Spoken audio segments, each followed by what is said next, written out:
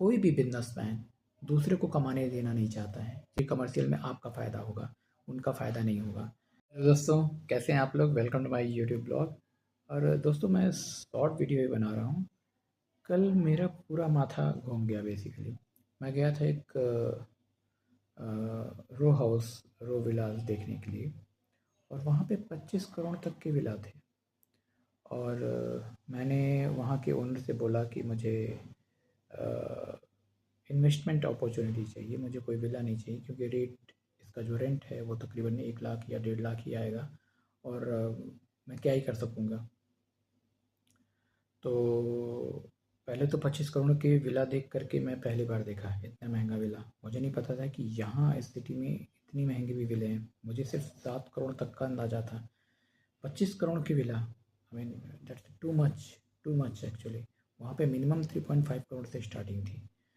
बात वो नहीं है, बात ये है कि वो फिर भी आपकी लायबिलिटी में आएगी, आपकी कोई एसेट में नहीं काउंटिंग होगा। आप ईएमआई लोगे, सब कुछ बर्बाद हो जाएगा उसमें, और आप लाइफ में कुछ नहीं कर पाओगे।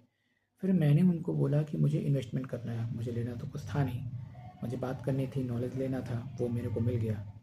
मैंने बोला उनको कि मुझे इन्वेस्टमेंट करना है, कमर्शियल कुछ है क्या यहाँ पे? कमर्शियल आप कितना भी बोलोगे मैं देने के लिए तैयार हो जाऊँगा। कमर्शियल के नाम पे, क्योंकि कोई भी बिजनेसमैन दूसरे को कमाने देना नहीं चाहता है। जितने भी लोग हैं, अगर आप उनको बोलोगे कमर्शियल के लिए, वो मना कर देंगे आपको। क्यों? क्योंकि कमर्शियल में आपका फ़ायदा होगा, उनका फ़ायदा नहीं होगा। रेजिडेंशियल एक सपनों का घर जो आप लेकर के अपने सारे सपनों को बर्बाद कर दोगे, और सिर्फ आपके पास एक घर होगा। बस उसी घर के लालच में सभी लोग फंसे हुए हैं। आप किसी भी बिल्डर को जाके पूछोगे कि मुझे कमर्शियल चाहिए, आपके ही इतने बड़ा अपार्टमेंट है आपका, 100 एकड़ का, 200 एकड़ का, ग्रॉसरी शॉप तो ओपन करोगे कि नहीं ओपन करोगे?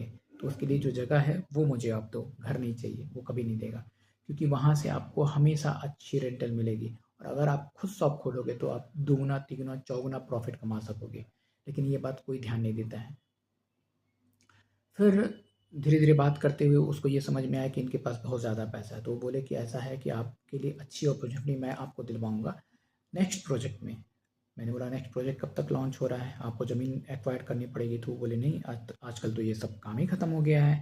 हमें क्या करना रहता है? पैसा हमारा रहता है, हम बिल्डिंग बनाते हैं। ज़मीन जो है वो लैंड ओनर की रहती है। लैंड ओनर और बिल्डर साथ में मिल कर के टाई अप कर लेते हैं। किसी का 1 रुपया भी खर्च नहीं होता है। तो मैंने बोला ऐसे कैसे? आप तो बोल रहे हैं कि आप बिल्डिंग बनाओगे। बोला बिल्डिंग हम कैसे बनाते हैं? हम ईओआई निकालते हैं। ईओआई में ऑलरेडी अगर 200, 300, 400 लोग आ गए, तो उससे जो पैसा मिलता है हम धीरे-धीरे बनाने लगते हैं। उसके बाद से बैंक हमें देने लगती है। तो इस हिसाब से अगर देखा जाए तो बिल्डर का हार्डली 1 से 2 करोड़ रुपीज़ ही इन्वेस्टमेंट लगता है, पूरी बड़ी से बड़ी